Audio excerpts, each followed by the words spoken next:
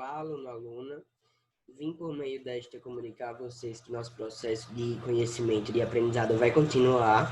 Hoje nós vamos prolongar o conteúdo e o conhecimento de química orgânica, continuando os conhecimentos prévios que a gente já viu no outro vídeo. Envolver a questão da serotonina e para analisar as funções, hibridização e classificação das cadeias. Todavia, a gente só vai se ater nesta aula a retomar conceitos básicos da orgânica e não funções orgânicas. Funções orgânicas eu vou classificar em outro slide, vou produzir outro slide e aí a gente corrobora para esse processo. Espero que vocês gostem e vamos lá aprender um pouco mais agora, tá? Um abraço. Vamos começar. Bom, para a gente poder introduzir química orgânica, eu trouxe para vocês uma questão que foi do Enem de 2013, que é a questão que envolvia o nanokey. Essa questão é uma questão tradicional. Vocês sabendo que eu não dei o conteúdo ainda, vocês vão relembrar conhecimentos que vocês já devem ter visto, ou se vocês não viram, não tem problema, eu vou retomar agora. E nós vamos, para essa questão, analisar o texto suporte, texto de base, e eu vou comentar com vocês ela, tá? Vamos lá. Em 2013, questão 90. As moléculas de nanopróteons lembram figuras humanas e foram criadas para estimular o interesse de jovens na compreensão da linguagem expressa em fórmulas estruturais. Eu quero que você capte essa daqui, ó. Essa pegada que vai ser palavra-chave de outro momento específico oportuno para a gente poder debater. Muito usadas em química orgânica. Um exemplo, o nanokey representado na figura ao lado. Então, pelo texto suporte, você pressupõe que a gente usa fórmulas estruturais para incentivar e para corroborar com a facilidade do leitor se estimular pela leitura ou pela análise da substância, que fica, querendo ou não, mais atrativo. Aí a pergunta é o seguinte, este é o texto suporte, tá? Ó. Em que parte do corpo do nanokey existe carbono quaternário? Meus caros, eu quero que vocês lembrem o primeiro postulado de um cientista chamado Kekulé, que o carbono ele é tetravalente, ou seja, ele realiza até no máximo, ele realiza 4 ligações. Isso é o que vocês precisam saber, que o carbono realiza 4 ligações. Sabendo disso, se ele se ligar, caso ele se ligue a apenas um átomo de carbono, ele é conhecido como primário. Se outro átomo de carbono estiver envolvido, secundário. Outro átomo de carbono formando 3 átomos de carbono ligado a apenas um átomo de carbono, esse carbono central passa a ser terciário. E se todos os átomos que o carbono se liga forem outros átomos de carbono, o carbono é classificado como quaternário. Então, a propriedade do carbono que vai permitir você detalhar a classificação do carbono e outras propriedades é que o carbono é tetravalente, até mesmo para completar as cadeias. Vocês vão ver como é de fundamental importância. Bom, a questão, o nível dela foi muito básico. Ele só pedia para você analisar a estrutura, sabendo que você tem 3 minutos para fazer cada questão, e analisar onde, que parte do corpo dele tem um carbono quaternário. Tá. Essas questões que eu vou fazer aqui com vocês, vocês vão ter que fazer o seguinte, para o vídeo não ficar muito prolongado, vocês vão pausá-lo e aí eu vou resolver a questão. Vocês marcam 3 minutos no relógio de vocês, se vocês acabarem antes, perfeito. Vocês vão e vem a resolução para ver no que vocês erraram ou se vocês acertaram. E vamos lá que a resolução vai estar detalhada aqui. Vamos lá. A questão poderia ter pedido outras coisas, como quantos átomos de carbono tem hibridização sp. A questão poderia ter perguntado isso. Ou sp2, ou sp3. A questão poderia ter sido bem mais complexa. E aí você teria que fazer a hibridização de todos os átomos de carbono. Tá. Ou a questão poderia ter pedido a classificação da cadeia. Assim, eu estou falando esses dois porque eu estou relacionando com os conceitos básicos da química orgânica, certo? Você já deve saber, ter uma noção de hibridização porque eu falei no vídeo anterior. Mas, na fórmula estrutural, por isso que eu pedi aqui, ó, atenção, grifei para vocês, que a fórmula estrutural mostra os átomos dispostos na cadeia nessa forma aqui. Certo? E aí, na cadeia, você só consegue ver os átomos diferentes de carbono e hidrogênio, que eles necessitam aparecer, como é o caso do oxigênio, ó.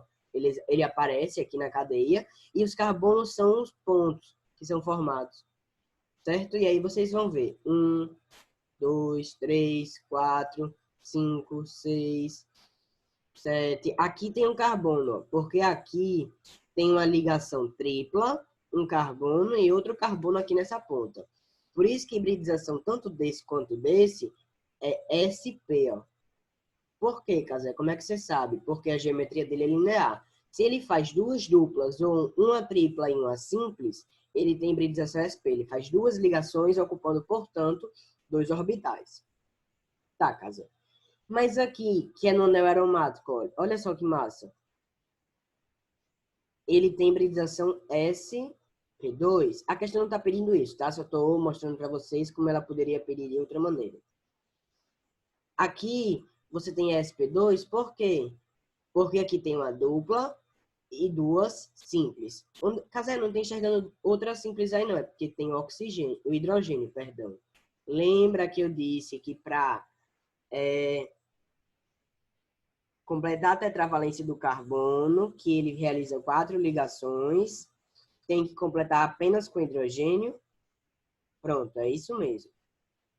E o hidrogênio é monovalente. Já que o carbono é tetravalente, o hidrogênio é monovalente. Ele só vai realizar uma ligação. Portanto, na cadeia, os hidrogênios não aparecem. Vocês vão ter que completar as ligações até o carbono realizar 4 ligações. Pronto, é basicamente isso. Só que a questão não pede isso. Você iria analisar aqui, ó, iria ver onde é que tem carbono quaternário.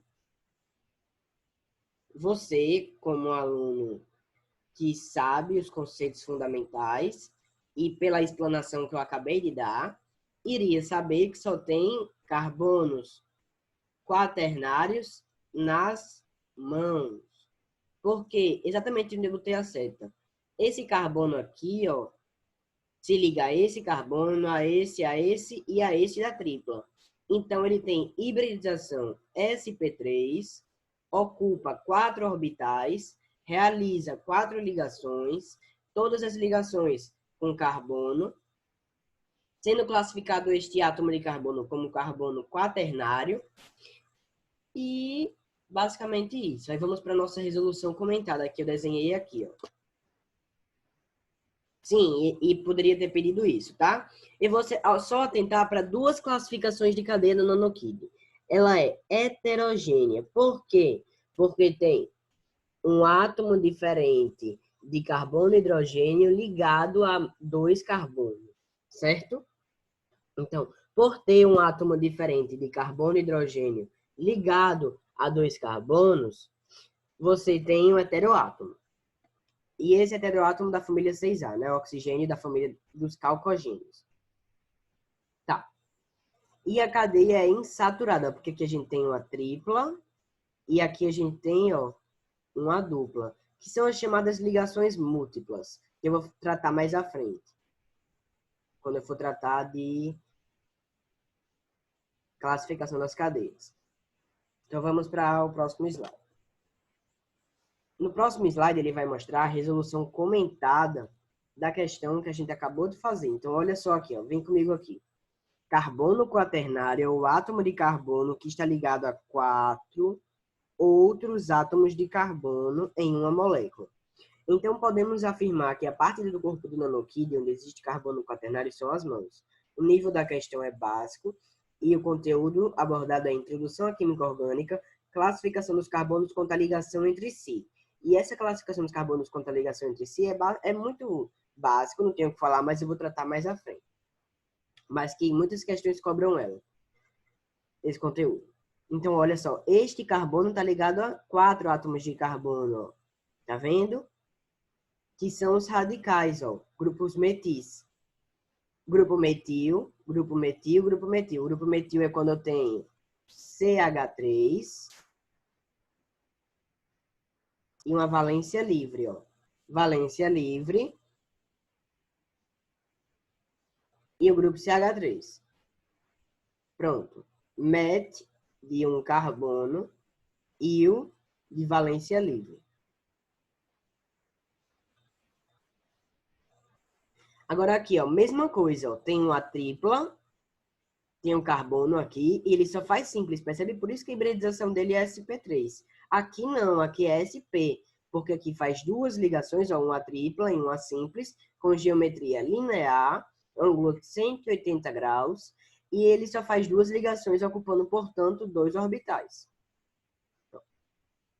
Não temos muito o que falar dessa questão. Essa questão é de nível muito básico.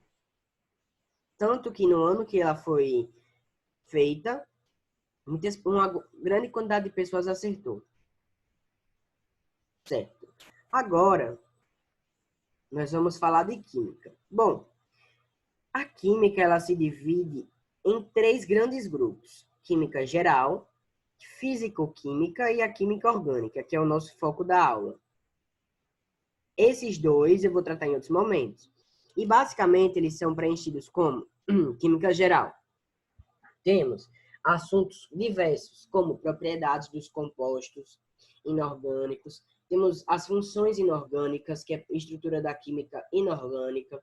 Tabela periódica, propriedades periódicas, distribuição eletrônica, estrutura atômica, simbologia, toda essa parte básica da química. Físico-química estuda uma parte da química mais avançada, como eletroquímica, radioatividade, soluções, termoquímica. Temos... deixa eu ver só mais um e a gente para. Físico-química também vai estudar aquela parte da química que trata de entalpia, que trata no campo da termoquímica. E dentre diversos assuntos. Mas, assim, os que mais caem até são esses que eu acabei de falar. Sim, propriedades coligativas também tem nesse físico-química. Mas o objeto de estudo, como eu já disse hoje na nossa aula, é química orgânica. E o que é química orgânica no seu conceito atual? É a ramificação da química que estuda a maioria dos compostos que apresentam carbono. Eu citei maioria porque tem compostos como o CO e o CO2, monóxido de carbono e dióxido de carbono, que são compostos inorgânicos, ambos do estudo do âmbito da química inorgânica, que faz parte da química geral. Quando vai falar de óxidos. Então, quando for falar de óxidos inorgânicos, a gente trata desses dois. Por isso que eu citei aqui a maioria. A identidade do carbono, para vocês entenderem a química orgânica, vocês têm que entender a identidade do carbono. Vocês têm que ver como é que ele se posiciona na tabela, tem que ver em que família, período ele se encontra, qual a sua distribuição eletrônica, qual o seu número atômico. A distribuição eletrônica de todo elemento é feita, se você sabe, baseada no número atômico. Então, o número atômico do carbono é 6. Esse diagrama é baseado na estrutura de Linus Pauling, no diagrama de Linus Pauling, que é aquele convencional que todos falam. Portanto, a distribuição eletrônica dele é esta. 1s2, 2s2, 2p2. Em que a camada K, que é a camada mais interna, possui 2 elétrons, enquanto que a camada L, que é a camada de valência, possui 4. Bom, esse daqui, essa distribuição eletrônica, é aquela convencional da ordem dos subníveis, que é da ordem das diagonais, que é aquela que segue a ordem do diagrama convencional de Linus Pauling. Mas também, vai ter uma imagem aí que eu vou mostrar, tem a ordem da distribuição eletrônica que a gente chama de ordem CERN, que é dos gases nobres, que considera o número atômico mais próximo, digamos assim, sendo menor, porque os gases nobres são os únicos estáveis da tabela. Temos o hélio, neônio, temos o xenônio, temos o argônio e esses todos. Tá, mas a camada de valência, quando eu mencionei aí, é aquela do subnível mais externo. É o maior subnível da ordem dos subníveis. Então, é o maior subnível da maior camada. Portanto, 2s2, 2p2 é a camada de valência do carbono. Por ele possuir 6 elétrons. Por quê? Como o carbono aqui está representado assim, ó, C6, temos aqueles isótopos, né, que tem massa 12, 13, 14, sendo a mais abundante na natureza a massa 12, eu vou explicar depois o conceito de massa atômica, isso não importa agora. Este daqui é o eletricamente neutro, porque não tem íons aqui, não tem nenhum cátion, nenhum ânion, não tem nenhum sinal de positivo, muito menos negativo. Então, aqui, a quantidade de prótons, ele está no estado fundamental. A quantidade de prótons é igual à quantidade de elétrons, certo? Portanto, se tem 6 prótons, porque é o seu número atômico, também terá 6 elétrons. Certo? Ele se encontra no segundo período da tabela periódica, ó, de cima para baixo, e na família 14, que é a nomenclatura atual da tabela periódica, que é a família do carbono, tá?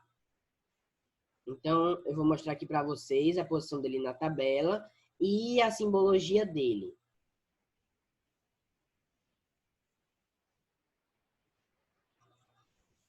Vamos lá. Vem comigo aqui. Olha só. Aqui mostra a sua distribuição eletrônica, ó, só que a configuração eletrônica CERN, que é aquela dos gases nobres, ó, porque o hélio tem número atômico 2. Z dele é 2. Portanto, ficaria um S2, ele é estável, ó. Seguiu a regra do octeto, ele já se estabilizou. Temos 2S2, 2P2, sendo a camada de valência. A simbologia dele é essa, ó, número atômico. Essa daqui é a massa atômica, que é a média ponderada dos seus isótopos, que é esse daqui é a porcentagem que mais apresenta na natureza. Por isso que a massa mais utilizada do carbono é a massa 12, porque é a mais abundante na natureza. Tá. E aqui apresenta pontos de fusão, de ebulição, que não são tratados nesse momento agora, porque não é de fundamental importância. O NOx dele varia de -4 a +4, tá? Ó, quando você for fazer o NOx dos compostos. E aqui nós temos a posição dele na tabela. Olha só que interessante. Ele tá aqui, ó, segundo período, ó, primeiro período, segundo período. Tá aqui. Opa. Tá aqui, ó. Olha a massa dele, a massa atômica.